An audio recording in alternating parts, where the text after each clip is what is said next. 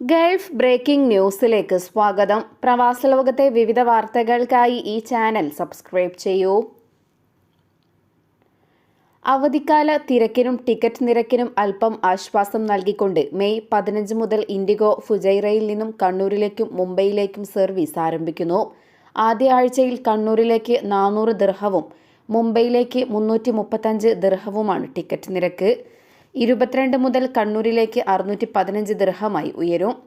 പുതിയ സർവീസ് ആരംഭിക്കുന്നതോടെ UAE-യിൽ നിന്നും കേരളത്തിലേക്ക് ആഴ്ചയിൽ 1032 പേർക്ക് കൂടി അധികം യാത്ര ചെയ്യാം.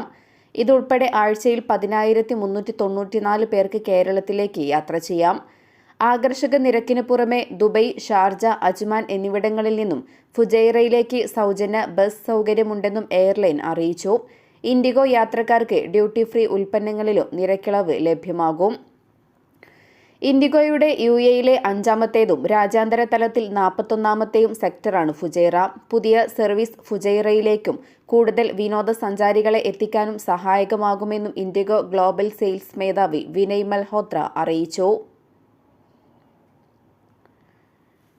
യുവാവിനെ ദുബൈയിലെ താമസസ്ഥലത്ത് മരണപ്പെട്ട നിലയിൽ കണ്ടെത്തി. വട്ടംകുളം നെല്ലങ്കോട് സ്വദേശി നാരായണൻ മകൻ സുധീന്ദ്രനാണ് മരിച്ചതായി ബന്ധുക്കൾക്ക് വിവരം ലഭിച്ചത്. എടപ്പാളിലെ ഓട്ടോ ഡ്രൈവറായിരുന്ന സുധീന്ദ്രൻ മാസങ്ങൾക്ക് മുമ്പാണ് ജോലി തേടി വിദേശത്തേക്ക് പോയത്.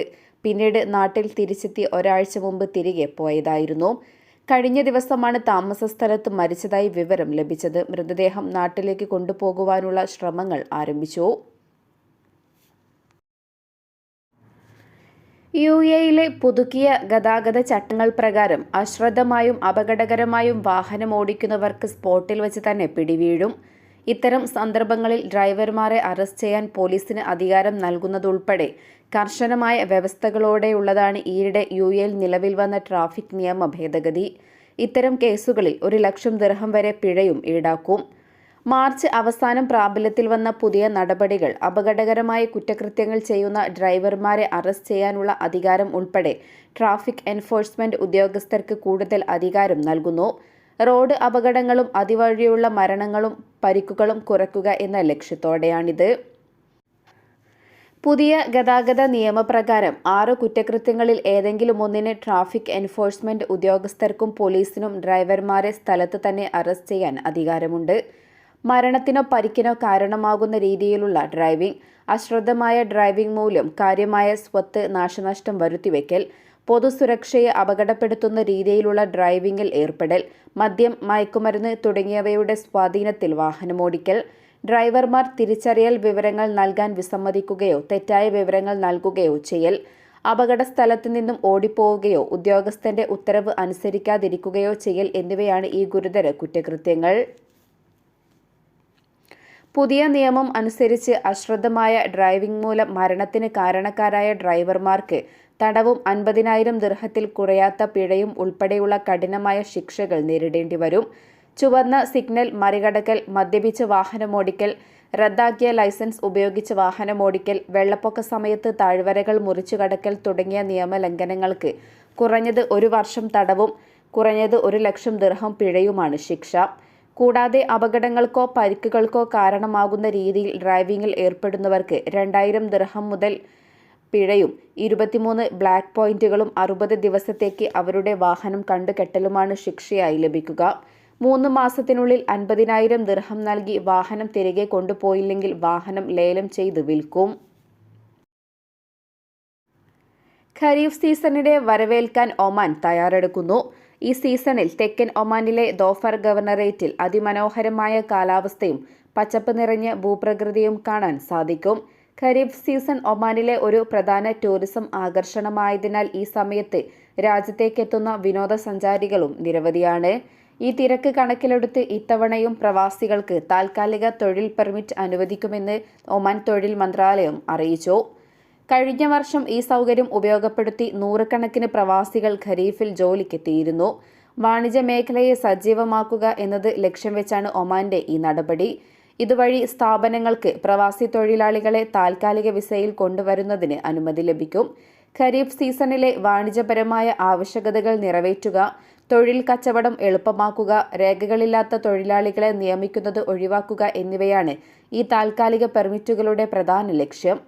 അതേസമയം താൽക്കാലിക വിസകൾ ഖരീഫ് സീസണിന്റെ ദൈർഘ്യം അനുസരിച്ച് പരിമിതപ്പെടുത്തിയിരിക്കും. സാധാരണയായി ജൂൺ അവസാനം മുതൽ സെപ്റ്റംബർ വരെയാണ് ഒമാനിലെ ഖരീഫ് സീസൺ. അതിനാൽ താൽക്കാലിക തൊഴിൽ പെർമിറ്റിനായി അപേക്ഷിക്കുന്നതിനും മറ്റ് വിശദാംശങ്ങൾക്കും ഒമാനിലെ തൊഴിൽ മന്ത്രാലയത്തിന്റെ വെബ്സൈറ്റ് സന്ദർശിക്കുകയോ ബന്ധപ്പെട്ട അധികാരികളെ സമീപിക്കുകയോ ചെയ്യാവുന്നതാണ്. എന്നാൽ താൽക്കാലിക വിസയിൽ എത്തുന്ന തൊഴിലാളികൾ വിസയുടെ കാലാവധി കഴിഞ്ഞാൽ ഒമാനിൽ തുടരാൻ പാടില്ല എന്നതും ശ്രദ്ധിക്കണം.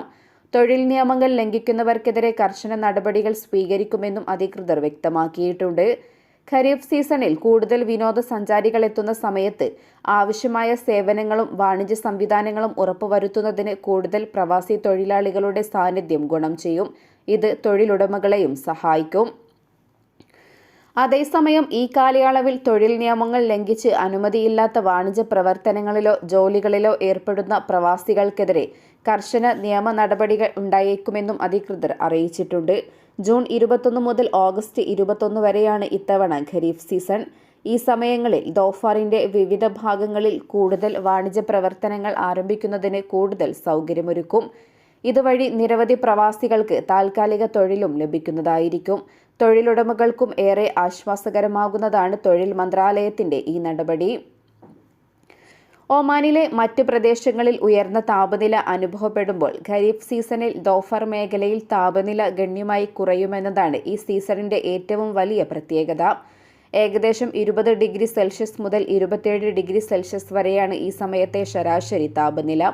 ഇത് വളരെ മനോഹരമായ കാലാവസ്ഥ കൂടിയാണ്. ഈ മനോഹരമായ കാലാവസ്ഥയും പ്രകൃതിയുടെ ഭംഗിയും ആസ്വദിക്കാൻ ധാരാളം വിനോദസഞ്ചാരികൾ ദോഫാറിലേക്ക് എത്താറുണ്ട്. സലാലയിൽ നടക്കുന്ന ഖരീഫ് ഫെസ്റ്റിവൽ ഒരു പ്രധാന ആകർഷണമാണ്. ചുരുക്കത്തിൽ ഒമാനിലെ ഖരീഫ് കാലം കുളിർമയും പച്ചപ്പും മഞ്ഞും വെള്ളച്ചാട്ടങ്ങളുമെല്ലാമായി പ്രകൃതിയുടെ ഒരു അത്ഭുത പ്രതിഭാസമാണ്. ഇതോടെ ഇന്നത്തെ വാർത്തകൾ അവസാനിക്കുന്നു. പുതിയ വാർത്തകളുമായി വീണ്ടും കാണുന്നതുവരെ നന്ദി, നമസ്കാരം.